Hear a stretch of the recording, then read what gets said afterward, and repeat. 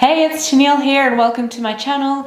I'm here to help you with the mindset and strategy of online business so that you can become unstoppable in your marketing and ultimately create more flexibility, more freedom, and more money in your business. In today's video, we're going to talk about how you can protect yourself from non-paying clients. And what a pain when you've delivered a product or service to somebody and then they don't pay you and you need to chase them for payment, or maybe they ghost you. We want to avoid that from happening, so that's what we're going to talk about today, how you can prevent that and ultimately save yourself time, stress, and frustration in the future. So first of all, when we know better, we do better. Sometimes we do have to go through these things before we realize that we need to change the way that we're operating to prevent it. When I first started out in my first business and I was a baby entrepreneur, I didn't know better and I wasn't very confident in myself. And not only was I severely undercharging, which is a topic for a whole other video, but I remember the first client that I offered a package deal to, and I said to her, you know, you can pay this much per session, or you can pay for 4 sessions in advance and they'll be discounted to this much and you'll save money. And she's like, yeah, of course I'll save money. I'll go for that option. And I was like, great, let's book it in. And she's like, cool, I'll pay you per session. And I was like, oh, okay. Because I wasn't confident enough to speak up for myself and explain, no, I meant if you want the discount, you need to pay in advance. That's the whole point. So I was already undercharging, and then I shortchanged myself even further.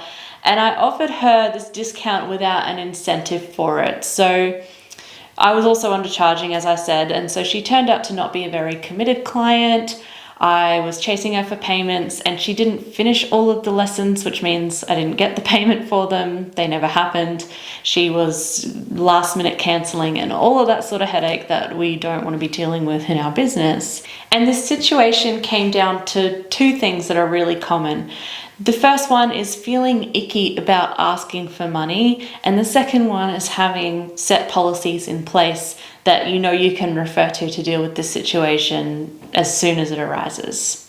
So first, let's talk about why some people feel icky or even bad or guilty about asking for money, even from clients.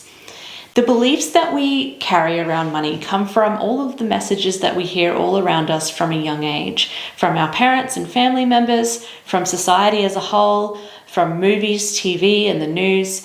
And with all of those messages that are coming in all the time, when you have a look at them, it's no wonder that we feel sometimes bad asking for money. One of the more common money messages that we often hear growing up is it's rude to ask for money, or it's rude to even talk about money. And our subconscious mind doesn't know the difference between it being rude to ask for money or asking for money in a business because we are actually entitled to receive that money.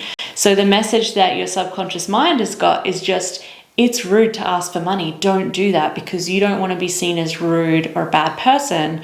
And that's why we can even feel guilty when we're asking people for money, even though your customers expect you to ask them for money because that's just business. Remember that money is simply an exchange of value. They're giving you something and in return, you're giving something to them, your product or service.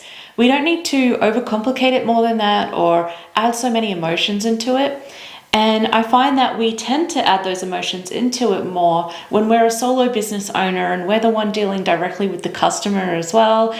And if we're having a bad day, we're feeling more emotional that day, we can perform less well with our sales and our offers and the way that we present ourselves and how confident we are with our clients. But really we need to separate business dealings from our ego. And sometimes it helps to think of it like if you were an employee for someone else's business and you just had to refer to their policy and just stick to that, you would likely feel less emotional about that because it's less tied to your decisions and the rates and policies that you have set in place for your business. And so it doesn't feel as personal. So you can separate that out in your mind and make a distinction between the two, that this is business, this is personal, and I don't need to get emotionally involved when I'm just asking for a payment that the client expects to pay. Now, while we're always working on our money mindset, sometimes those conversations can still feel awkward for a while when we need to ask for money or chase up money that is owed to us. Now, I now require all payments to be upfront. From way back that experience that I spoke about at the start of the video, I learned very quickly that that would protect myself, protect my income, and therefore my time and stress and so many other things. And it also creates a more dedicated client. They're committing to doing that program with you, paying up front and seeing it through to get the results.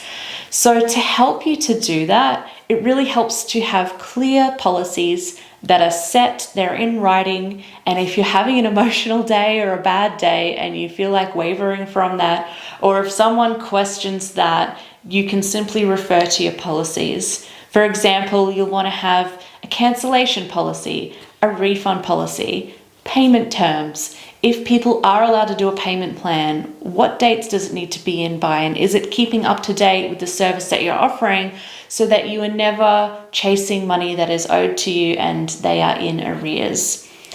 If a client is already in a situation where they've gotten behind on payments, don't be afraid to chase that up and ask for money. You can always look at templates online if you need help with the wording of how to do that. But also don't be afraid that if they're ghosting you or trying to get out of it, to send that to collections like any other business would, because you are owed that money and you deserve to be paid for your time or your products.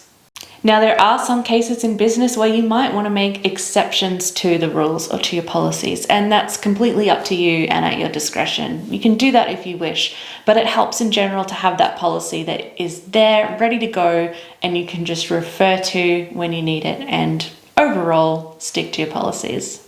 If you would like some more personalized help to upgrade your mindset and get more amazing business results, then feel free to reach out to me to talk about coaching or taking one of my programs. Please leave any questions below this video and I will see you in the next video. Bye.